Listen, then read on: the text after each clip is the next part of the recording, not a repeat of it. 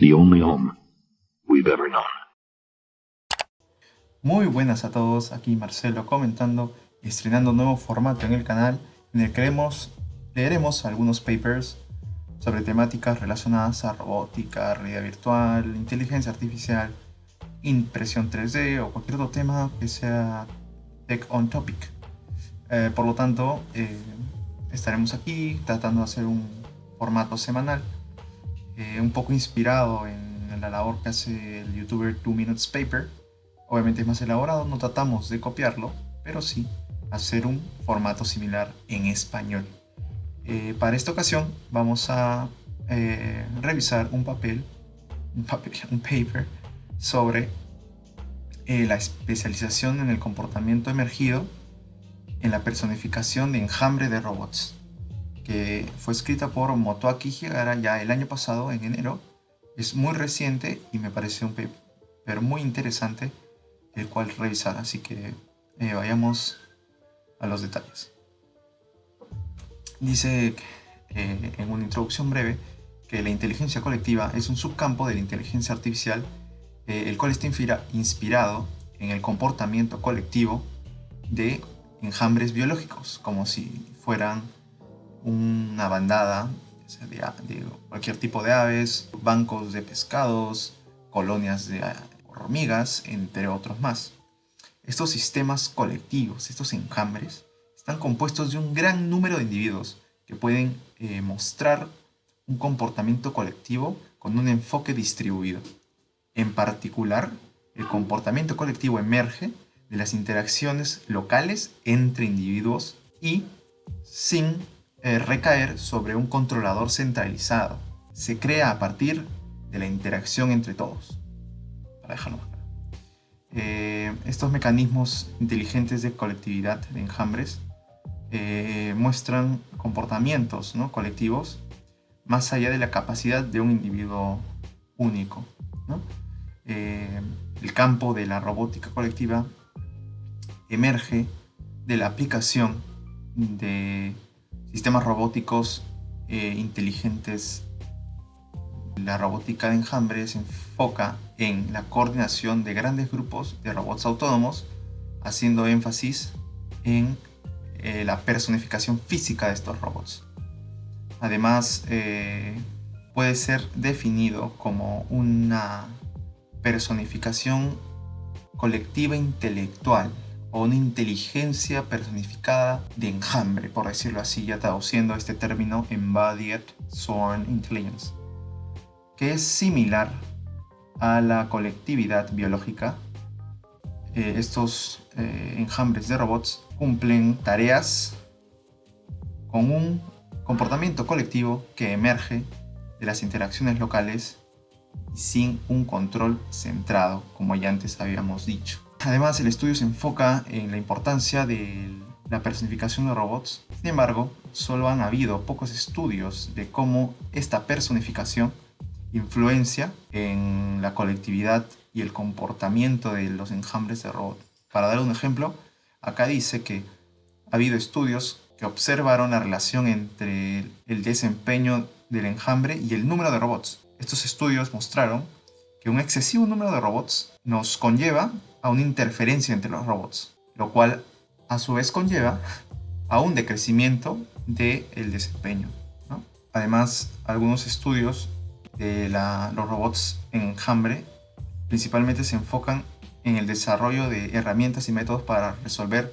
tareas fundamentales solamente con un par de docenas de robots, por lo que esta congestión no debería ser un problema.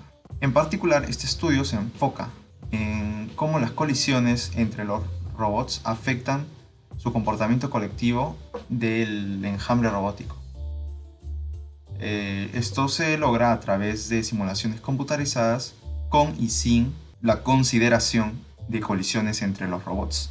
Esto ya, analizándolo, es tener un grupo control y otro grupo en el que se desarrolla el experimento, ¿no? Por eso es que se separa entre con y sin colisiones. Los controladores de los robots están generados por enfoques evolucionarios robóticos, que es una técnica de diseño automático de controladores de robots, a su vez inspiradas en los principios de selección natural y la supervivencia del más apto. Con este enfoque, los enjambres de robots pueden exhibir un comportamiento colectivo adaptativo, también en situaciones que son difíciles para un diseñador humano al diseñar un controlador robot. En este paper, en este artículo científico, el comportamiento colectivo de los enjambres de robot se desarrolla en un camino de formación de tareas, ¿no? que aclama la navegación entre dos lados del desarrollo del camino de robots, dos hitos, ¿no? Los resultados muestran del artículo que las colisiones de robots pueden influenciar en la estrategia emergente para resolver una tarea, así como en el desempeño de los enjambres de robot. El resto del papel es organizado de la siguiente manera, ya que veremos en la sección 2 la descripción de este camino de formación y la simulación de los modelos experimentales. En la sección 3 nos presentarán las configuraciones de los enfoques evolucionarios robóticos, la selección natural y la supervivencia del más apto. En la sección 4 nos mostrarán los resultados obtenidos de los experimentos, acompañados por una discusión de los resultados, y en la sección 5 finalmente nos mostrarán las conclusiones y el trabajo a futuro que se podría realizar. Así que acá entramos a las configuraciones del problema. Nos dice que el camino formador de las tareas es una de las, valga la redundancia, tareas fundamentales que se vieron en el estudio de los enjambres de robot. En esta tarea, los enjambres tienen que desarrollar un camino colectivo de robots y navegar entre dos puntos de referencias puestos dentro de este. Cada punto de referencia tiene LEDs de colores en el centro y un objetivo, que es un área con un radio de aproximadamente 0.5 metros, 50 centímetros. Un robot es considerado para tener un punto de referencia de llegada, y cuando el robot viaja dentro de esta área correspondiente, los robots deberían desarrollar el camino entre los dos objetivos que tienen, que son las áreas, ¿no? Y visitarlas alternamente. Acá se ve un poco de los arreglos de las áreas. Por acá ven las áreas objetivo, los puntos de referencia. Estos son los robots, estos son simulaciones, obviamente. Lo que muestra es el ambiente de la simulación computarizada. Los LEDs del robot pueden ser activados o desactivados independientemente de acuerdo a las variables de salida del controlador, y el color del robot muestra la activación de los LEDs con un gris claro indicando la desactivación de los LEDs correspondientes. Por acá podemos ver que estos son los LEDs, son sensores de distancia, cámaras de rango y más variables, ¿no? Configuraciones del robot. Ahora vamos a ver a detalle lo que dice un robot. Dice que el robot modelado en las simulaciones que ya hemos visto está equipado de 7 sensores de distancia, un sensor de suelo, una cámara omnidireccional y LEDs coloridos. Los sensores de distancia son puestos en el frente del robot, como vimos en esta figura, esta parte de acá. Los sensores de distancia detectan las paredes y otros robots dentro de su rango. Los valores de los sensores de distancia están normalizados en valores reales entre el rango de 0 y 1 para hacer más fácil el manejo de estos, y va de la siguiente manera: retorna 0 si no se ha detectado ningún objeto, De lo contrario, el valor que retorna es correspondiente a la distancia que detecta el objeto, siendo 1 la distancia más cerca que podría tener. Los valores aumentan y decrecen con la distancia, como acabo de mencionar. El sensor de suelo es puesto debajo del robot, el cual detecta si el robot está dentro o fuera de la área objetivo. Acá podemos ver más estructuras de los controles de los robots. Estos controles representan una red neuronal recurrente con 10 neuronas ocultas. Planeo también hacer un video más adelante sobre estos tipos de redes neuronales, que hay varias y que son temas muy interesantes para ver, pero en este caso solamente podemos mencionar que son redes neuronales recurrentes. Los sensores de suelo retornan 1 si el robot está dentro y 0 si no. La cámara bidimensional permite que el robot detecte los colores de los LEDs dentro del rango, ¿no? La visión omnidireccional de la cámara, que vendría a significar como de grano grueso. La variable de entrada visual es dividida en 6 secciones, como muestra la figura 2, y la cámara omnidireccional solo detecta la presencia de los colores de los LEDs que provienen de las luces para cada sección. Bueno, acá nos explican más sobre las interacciones de los LEDs. Nos dice que nos habla de cómo las luces se pueden detectar independientemente y que retornan valores binarios dependiendo de cuál luz haya sido detectada. El método que usaron es el enfoque evolucionario, como pudimos escuchar, y es un método muy prometedor en el diseño de controladores para enjambres de robots.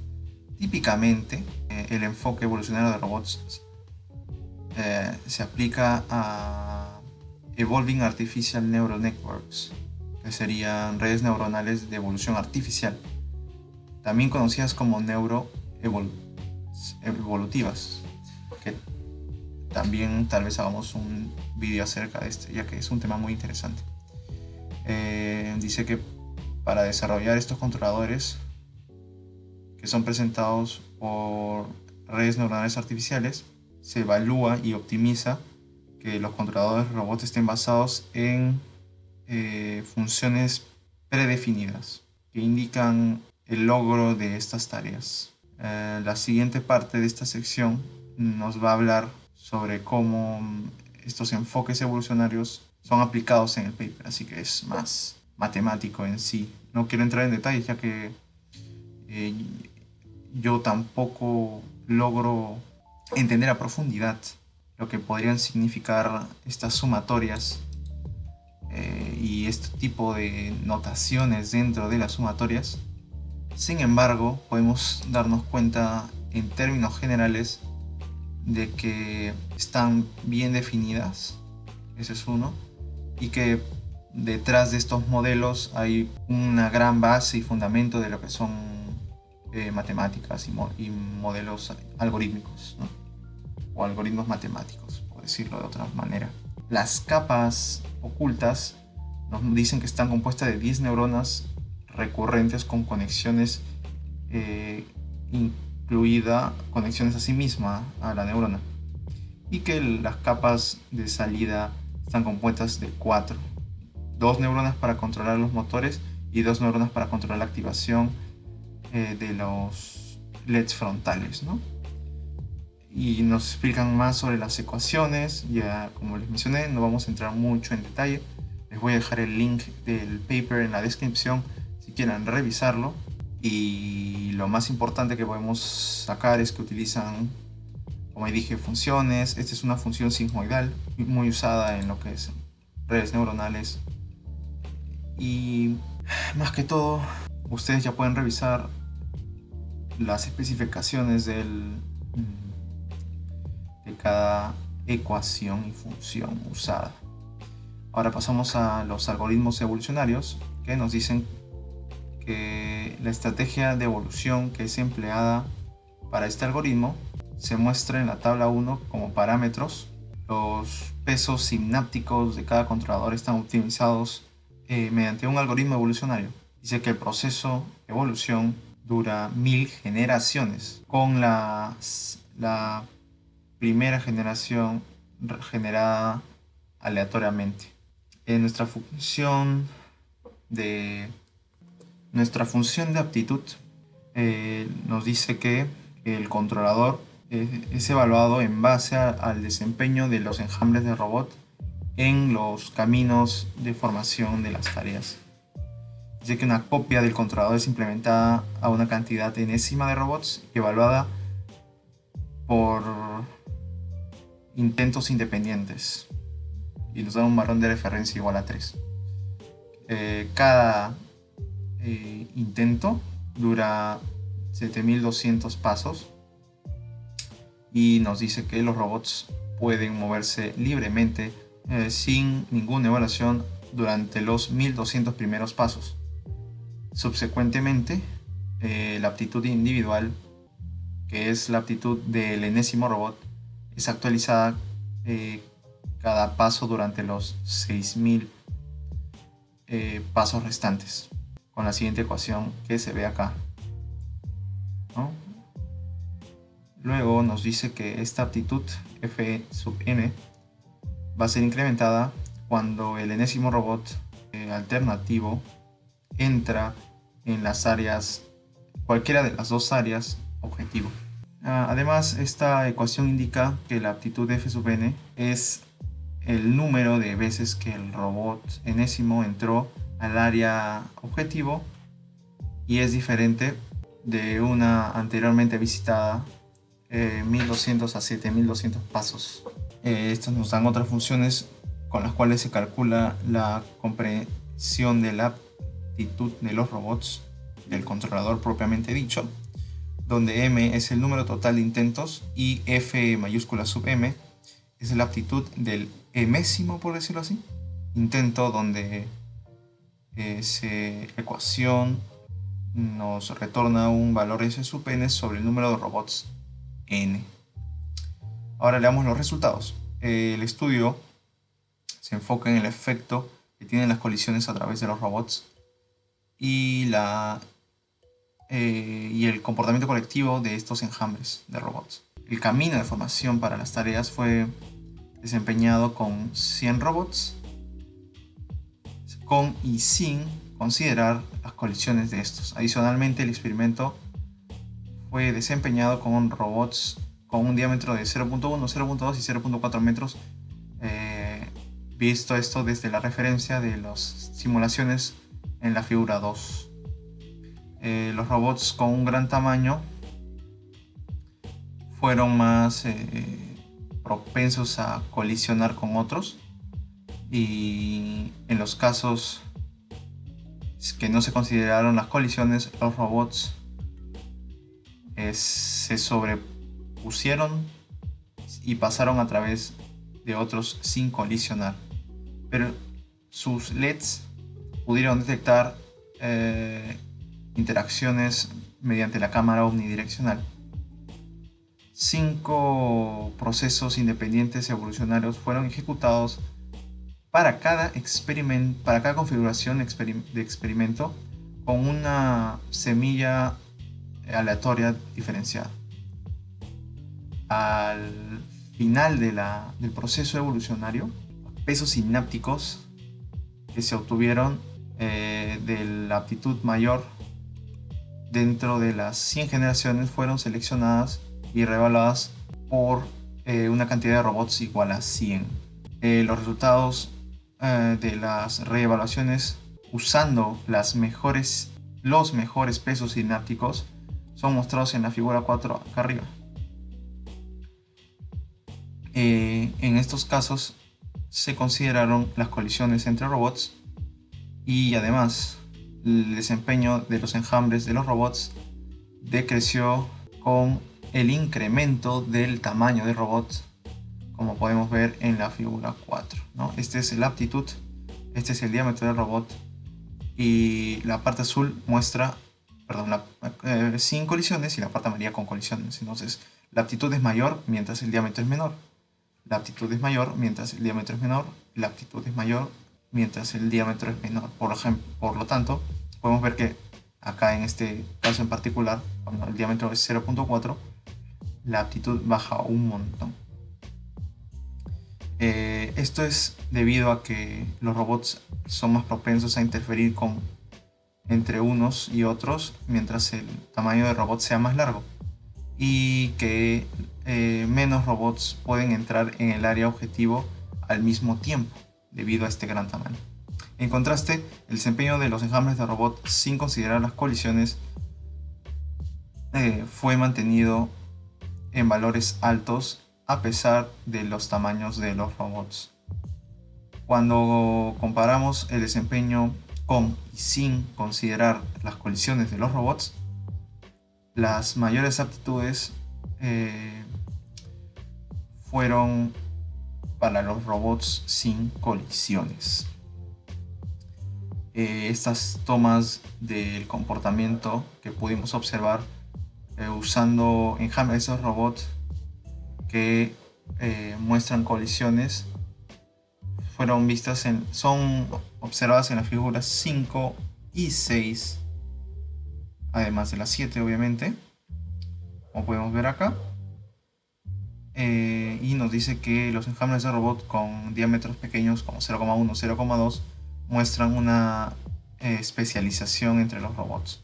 Por ejemplo, los robots viajando dentro del camino activado mediante sus LEDs, mientras que aquellos que lo tenían desactivado no se especializaron.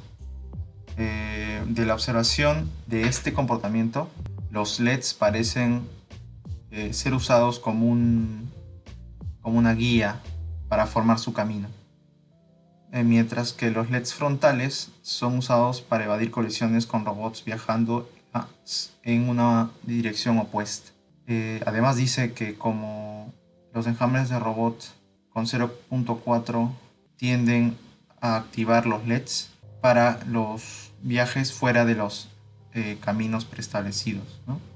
Acá podemos ver un snapshot de 4200 pasos, una de 4800, una de 5400, en donde todos son robots de 0,1 milímetros con colisiones. Acá podemos ver el comportamiento de los robots de 0.2 metros de diámetro con colisiones. Y acá podemos ver un snapshot del comportamiento observado con robots de 0.4 metros con colisión entre ellos, ¿no? Con colisiones. Y se dan cuenta, mientras haya menos tamaño del robot, entran más robots en el área objetivo. Mientras se va aumentando este tamaño, la disminución de los robots disminuye. La cantidad de robots disminuye, perdón. En una figura 8 podemos ver el comportamiento de los robots de 0.1 metros de diámetro sin colisiones, y se asemeja más a un ejercicio ideal, si es que se dan cuenta. Es muy ordenado a diferencia de los que tienen colisiones.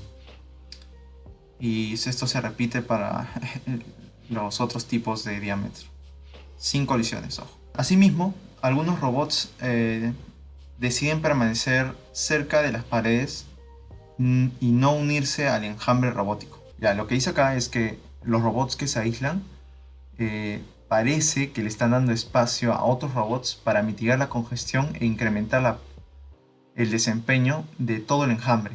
O sea, esto es muy fuerte porque dice que si ponerlo en términos no más coloquiales, si un robot ve que no está aportando a la meta del enjambre, lo que hace es aislarse para no interferir en la meta del grupo, ¿no? Qué interesante esta observación. La especialización entre el enjambre de robot es discutida más a profundidad en la siguiente sección. Y bueno, acá dice lo que les comentaba, el de las snapshots, ¿no? Vamos a la discusión Dice que la activación el ratio de activación de los LEDs es calculado para discutir el comportamiento de los enjambres de robot. Para cada robot, el ratio de activación durante 1200 y 7200 pasos es calculada con la siguiente ecuación. Nos dice que lambda sub front es igual a tau front sobre T mayúscula, donde lambda es el ratio de activación de los LEDs frontales y el tau frontal es el total de pasos de robot activados, el total de activaciones de LED de cada robot durante esta cantidad de pasos. Y la T mayúscula es el total de pasos, ¿no? Las gráficas de los LEDs frontales son la figura 11 y 12 que están más abajo. Acá podemos ver, este es el ratio, la frecuencia, por decirlo así, de los LEDs. Y acá también. Y este es la aptitud individual. Damos cuenta que este ratio es similar para los de diámetro 0.1 y 0.2, mientras que en el 0.4 parece haber algo que interfiere, ¿no?, en esta tendencia de las dos anteriores frecuencias, ¿no? E igualmente acá se ven las frecuencias de los ratios, supongo que de cuando no hay colisiones. ¿Qué más nos dice?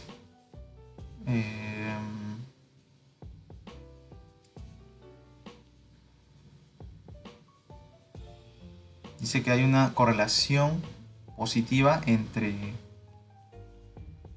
las frecuencias de activación de los diámetros 0.1 y 0.2, como le comentaba.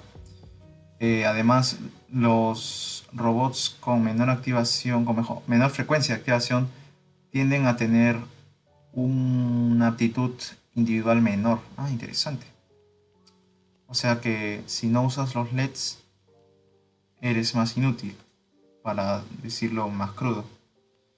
Y como se puede ver en la figura 13, los enjambres de robot con diámetros menores a 0,4 mostraron una especialización de tal manera que los robots que viajaban dentro activaron los LEDs, mientras que afuera lo desactivaban, ¿no?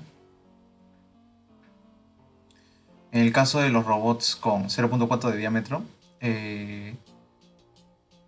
nos dice que la aptitud individual mayor fue obtenida por las frecuencias moderadas de activación, y que, como se puede ver, los robots con una mayor frecuencia y con una menor frecuencia viajaban en el camino.